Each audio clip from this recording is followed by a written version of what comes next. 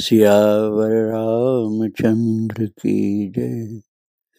श्री रामानंद भगवान की जय। श्री राधे राधे।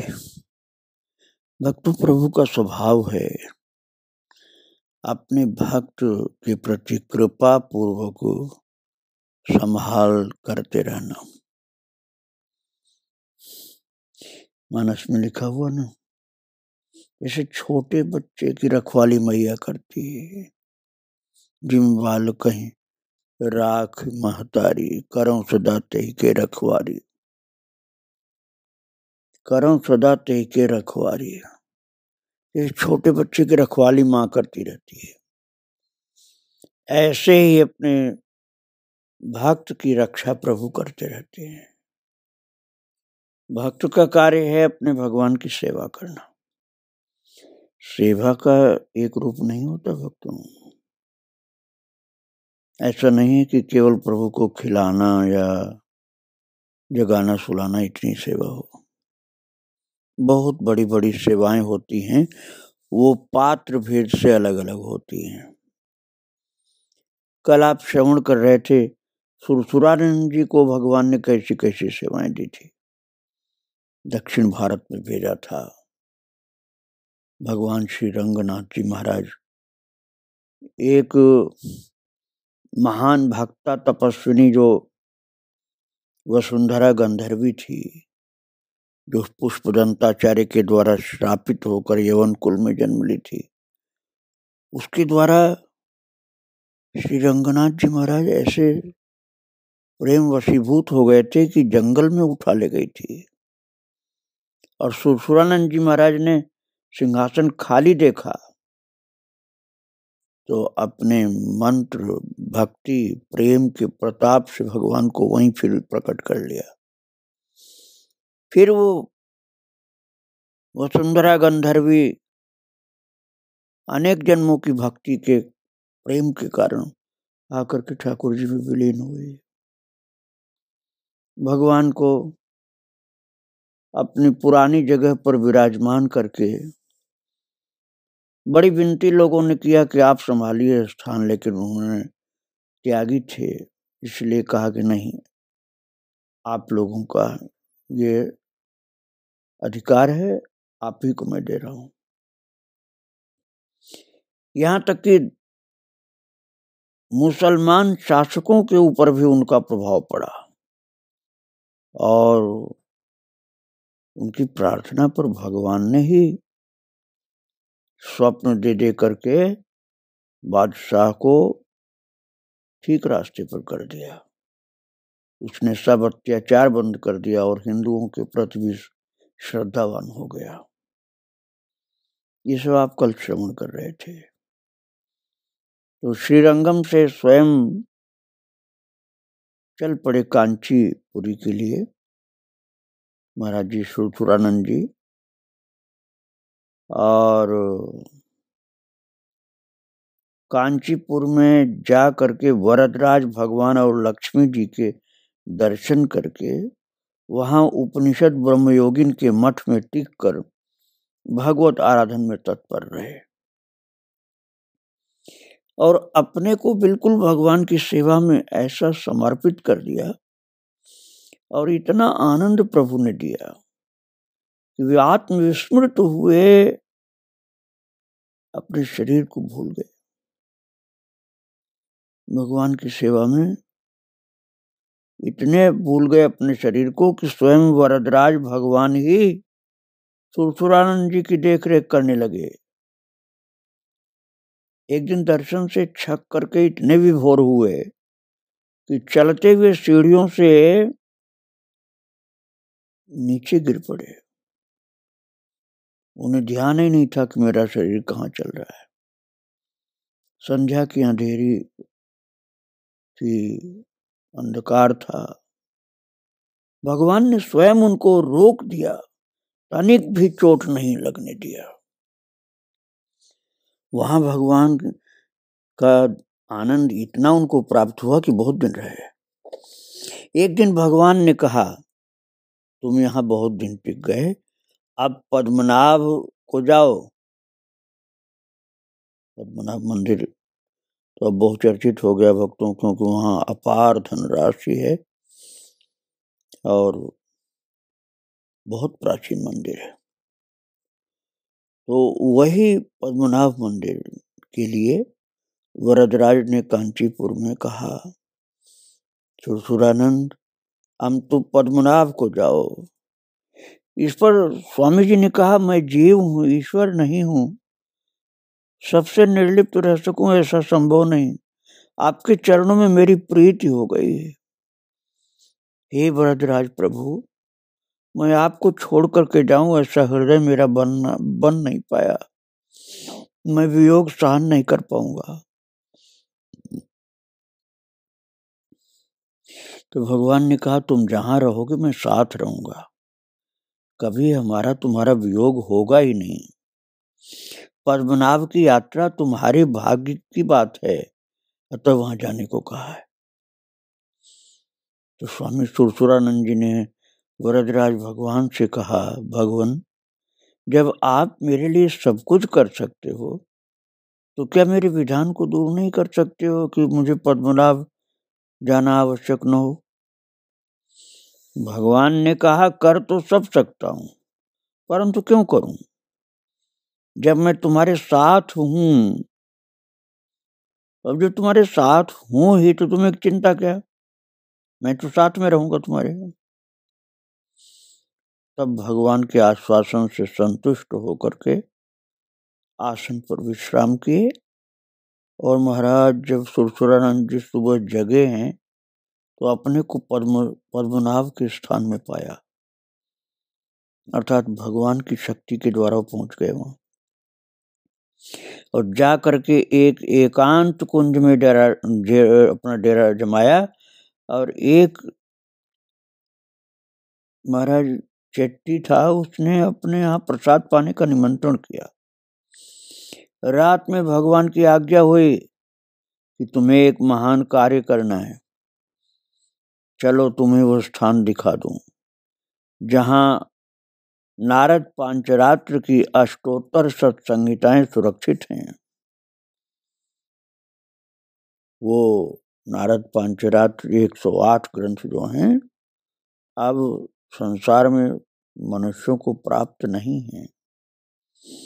वो संहिताएं सुरक्षित हैं, उनको चल कर के निकालो और जीवों को कल्याण करो।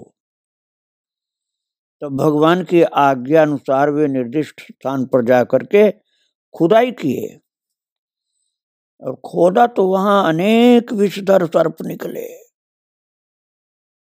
तो नारद जी के द्वारा सुरक्षित सब रखे हुए थे और सर्प सब रखवाली करते थे, परंतु इतने विषधर सर्प निकलने पर भी उनको काटे नहीं, क्योंकि वो स्वयं नारद जी ही तो थे, कैसे उनको काटते।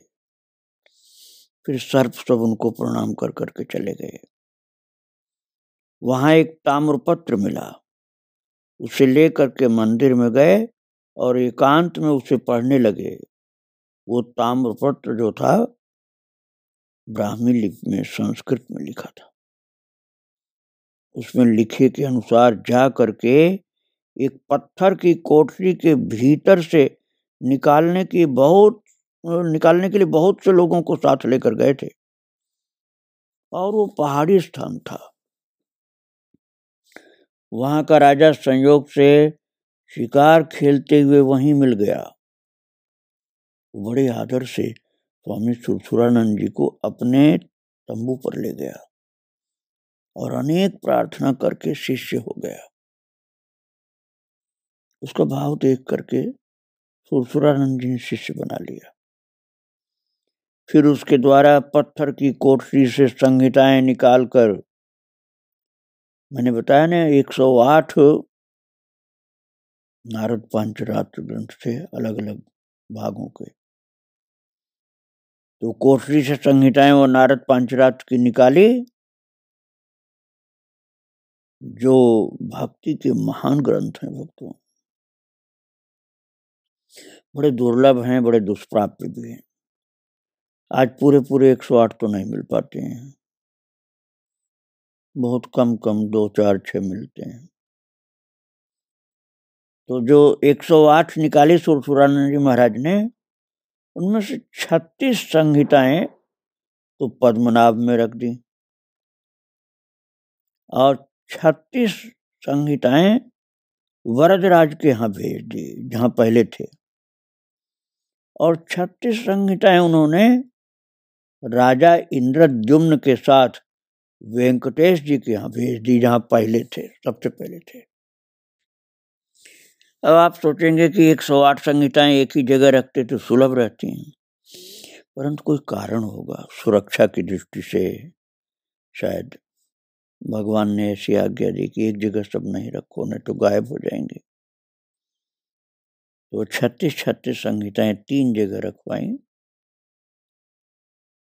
पद्मनाभ में 36, वरदराज के पास 36 और 36 इंद्रद्युम्न महाराज के द्वारा वेंकटेश जी के यहाँ भेज दी। और इस प्रकार से दक्षिण भारत में ये बड़ी बड़ी सेवाएं किया था इन्होंने, जो कोई सामान्य मनुष्य नहीं कर सकता है। कुछ दिनों बाद भगवान की आज्ञा से गुरु दर्शनार्थ काशी प्रस्थान किए। वहां पहुंच करके गुरु कृपा से श्रीमठ में रहने लगे। प्रेमाधिक्य के कारण जब उनके चाल ढाल में शिथिलता आने लगी, क्योंकि प्रेम में डूबे पगे रहते थे बिल्कुल, तब एक दिन आचार्य ने उन्हें बुलाकर कहा, वत्स, अब तुम इष्ट धाम अयोध्या को जाओ, वहां मौन व्रत से कुछ काल अवधवास करो, उसके बाद पंजाब जाकर के वैदिक भगवत धर्म प्रचार और अधर्म का उच्छेद करते हुए जनता जनार्दन धर्म और देश की सेवा करते हुए आयु का शेष भाग व्यतीत करना। अब आप सोचिए सेवा इनकी किस प्रकार की थी। भारतीय भक्तों की जैसी सेवा के लायक जो होता है, वैसी सेवा ठाकुर जी उसको देते हैं। स्वयं इस प्रकार की सेवाएं इनको भगवान ने दी। थोड़े दिन अयोध्या रह करके फिर पंजाब जाना है, और पंजाब जाकर के वैदिक भगवत धर्म प्रचार करना, यही सेवा प्रभु ने दी थी इनको। और अधर्म का उच्छेद करते हुए जनता जनार्दन की सेवा भगवत धर्म की और देश की सेवा भगवत भक्ति के प्रचार के द्वारा करते हुए आयु का शेष भाग व्यतीत करना। सुरसुरानंद जी ने गुरु आज्ञा समुचित रूप से पालन किया, और सुरसुरानंद जी महाराज एक बहुत उच्च कोटि के महापुरुष थे। नारद जी के ही अवतार थे वो। तो इतने बड़े बड़े सेवा कार्य उन्होंने किए जो सामान्य मनुष्यों के बस का है ही नहीं। गुरुदेव भगवान उनको ऐसे कार्य में ही लगाए रहते थे। उन्होंने अनंत उपदेश दिए जीवों के कल्याण के लिए। एक तो सब उपदेश उनके प्राप्त नहीं हो पाते हैं, और जो मिलते भी हैं वो सब साधारणतया साधकों के लिए बोधगम्य भी नहीं, बड़े कठिन है। उनमें से 5 मुख्य उपदेश माने जाते हैं, जिसको मैं आपको सुनाऊंगा। भक्तों, सुरसुरानंद जी के उपदेशों में से 5 मैं जो सुनाने जा रहा हूं, अब आप यही समझिए कि भगवान नारद जी जो भक्ति के आचार्य हैं, उन्हीं का उपदेश है, अथवा नारद पांचरात्र का सार समझ लीजिए। यह 12 महाभागवतों में जो देवर्षि के अवतार सुरसुरानंद जी थे, उनके जीवन के खास अनुभव की बातें हैं, जिससे जीवों का कल्याण हो जाता है। उनमें 5 उपदेश जो मुख्य थे, उसमें पहला है, जीव परमेश्वर के अनंत उपकारों का ऋणी है, किंतु है महाराज महाकृतघ्न। ये सच्ची बात है, प्रभु तो कितनी कृपा किए हैं, अनंत कृपाएं हैं भगवान की। उनको समझना हर किसी के बस का है भी नहीं है। ज्ञानी लोग ही, भक्त लोग ही समझ पाते हैं। भक्तों, सत्य तो यही है कि जीव परमेश्वर के अनंत उपकारों का ऋणी है। यदि भगवान कृपा न करें तो जीव में सत्ता ही कहाँ कितनी है कि वो रह जाए जिंदा। वो जिंदा ही नहीं रह सकता है। माया का प्रहार लगातार पड़ता रहता है। अपने अज्ञान के द्वारा खुद ही अपने को संकट में डालता रहता है। अपने आप ही अपना शत्रु बन जाता है। फिर भी भगवान उसको संभालते रहते हैं, उसके ऊपर कृपा करते रहते हैं। इसलिए सूतुरानंद जी महाराज कहते हैं अपने जो उनके 5 मुख्य उपदेश, उसमें पहले उपदेश में कहते हैं कि जीव परमेश्वर के अनंत उपकारों का ऋणी है, किंतु है महाकृतघ्न। संकट पड़ने पर पहले तो इधर उधर खूब भटकता है, अनेक पैतरे बदलता है। जब किसी प्रकार से संकट नहीं कटता तब हार थक करके फिर उसी प्रभु को पुकारता है। महाराज सूतुरानंद तो महान ज्ञानी भक्त आचार्य थे, तो इसलिए कह रहे हैं कि ईश्वर को पुकारता है जीव थक कर। लेकिन आप संसार में देखिए, ईश्वर को पुकारने वाले कितने सच्चाई से पुकारने वाले हैं। बहुत से ऐसे हैं कि केवल भगवान को नहीं पुकारते, न जाने कितने कितने लोगों को पुकारते रहते हैं। भगवान को तो मन से नहीं, ऊपरी मन से पुकारते हैं। और भगवान तो पहले से ही उनके संकट काटने में लगे रहते हैं, किंतु उस विपदग्रस्त जीव को प्रभु की अलख गति तो दिखाई नहीं पड़ती है। इसलिए वो खींच कर प्रभु को कोसने लग जाता है कि आप मेरी विपत्ति नहीं काट रहे हैं, हम कितने संकट में, आप देखते नहीं हैं। और भगवान कृपा पूर्वक उसका संकट काटते हैं, लेकिन फिर भी भगवान को उल्टा सीधा बोलता है, प्रभु को कोसते रहने में ही उसको सही लगता है।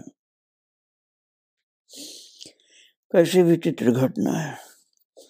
ठाकुर जी चुपके से सेवा हमारी करते हैं ना, हमारी संभाल बहुत चुपके से करते हैं, बताते तो है नहीं। इसलिए हम उल्टा ही समझते हैं कि भगवान हमारी उपेक्षा कर रहे हैं। और ये घटना प्रतिदिन की है। संपूर्ण विपत्ति के काटने का एकमात्र उपाय मनसा वाचा कर्मणा, उस हेतु रहित कृपालु को स्मरण करना। और इस उपाय को भली भांति जानता भी है, फिर भी उसे ये उपाय सूझता नहीं, विश्वास नहीं होता, क्योंकि प्रभु से प्रेम उसको नहीं होता है। उसकी अकृतज्ञता के कारण उसके मन में भगवान का भरोसा बैठता ही नहीं है। और लोगों पर तो भरोसा करता है, भगवान पर भरोसा नहीं करता। विश्वास की मात्रा घटते घटते शून्य तक पहुंच जाती है कुसंग के कारण। यहाँ तक कि वो अनीश्वरवादी भी बन जाता है। भरे पड़े हैं दुनिया में ऐसे आदमी के कहते हैं कि भगवान नाम की कोई चीज नहीं, वही अनीश्वरवादी है। और वो उसी में अपना ज्ञान समझता है। वो भगवान को तो भूल जाता है, अपनी बुद्धि को बड़ी मानता है और उसको ज्ञान समझता है। वो ईश्वर और जीव के बीच में सैकड़ों आवरण आ जाते हैं, क्योंकि उसका अभिमान बढ़ता जाता है, अज्ञान बढ़ता जाता है कुसंग के कारण। सत्संग न मिलने के कारण आवरण ही आवरण, पर्दे ही पर्दे लगते जाते हैं भगवान और उसके बीच में, और उसके हृदय नेत्र में धुंध पड़ जाता है। हृदय की आंखें जो हैं उसमें धुंध पड़ जाता है, कुछ दिखाई नहीं देता उसको। तब भगवान एक ओर तो उसका संकट काटते हैं और दूसरी ओर उसके मोह पाश को भी काटते हैं, जिस मोह पाश के कारण उसको दिखलाई नहीं पड़ता है। संकट के दूर होने और मोह पाश के कटने से जब उसकी घोर निद्रा भंग होती है तब वो जग जाता है। मोह पाश को जब ठाकुर जी काटते हैं तो वो तिलमिला उठता है। वो कहता है भगवान हमारा संसार बिगाड़ रहे हैं, क्योंकि वो संसार से अलग अपने को करना नहीं चाहता है।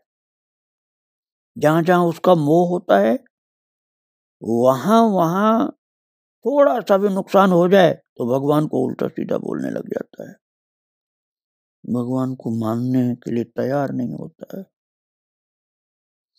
और यदि मोह पाश किसी तरह से कट जाए तब घोर निद्रा भंग होती है और जग जाता है वो।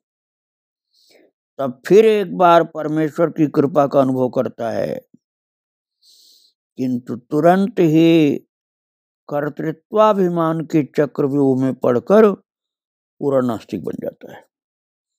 वो कहता है जो कुछ किया सो मैंने किया है, भगवान कौन होते हैं, मैंने सब किया, भगवान का नाम तुम बताते हो कि भगवान ने किया।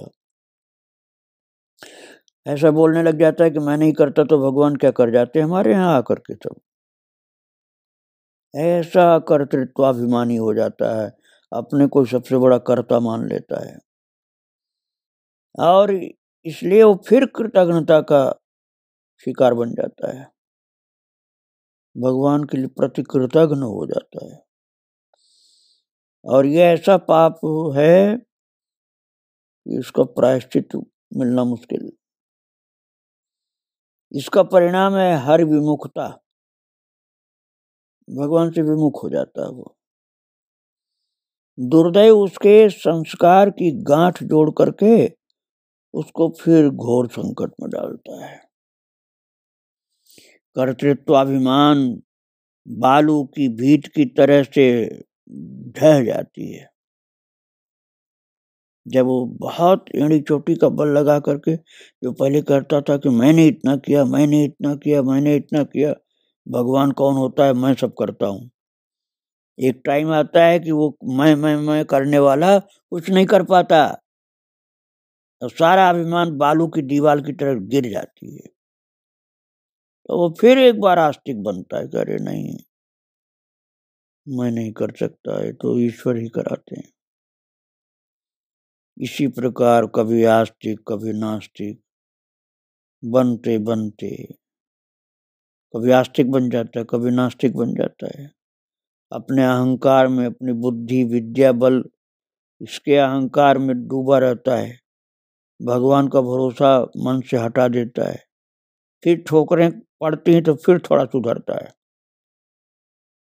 ऐसे करते करते महाराज जीवन की अवधि समाप्त कर लेता हो। जो आयु मिली है उसी को खत्म कर डालता है। और प्रभु के ऊपर विश्वास तो कौन कहे, अविश्वास रहता है, संदेह रहता है, तो फिर कहां से प्रेम हो जाएगा भगवान से। भगवान से प्रेम के लिए तो बहुत भरोसा चाहिए, पूरी श्रद्धा चाहिए, तब प्रेम होता है।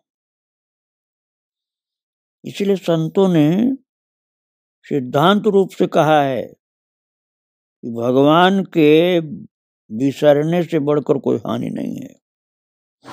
विपद विस्मरणम विष्णु संपद नारायण स्मृति। हनुमान जी ने भी तो कहा है सुंदरकांड में, कहा हनुमंत विपत प्रभु सोई, जब तो सुमिरन भजन न होई। हनुमान जी ने कहा प्रभु जब आपका सुमिरन भजन न हो वही सबसे बड़ी विपत्ति होती है। तो सत्संग विहीन प्राणी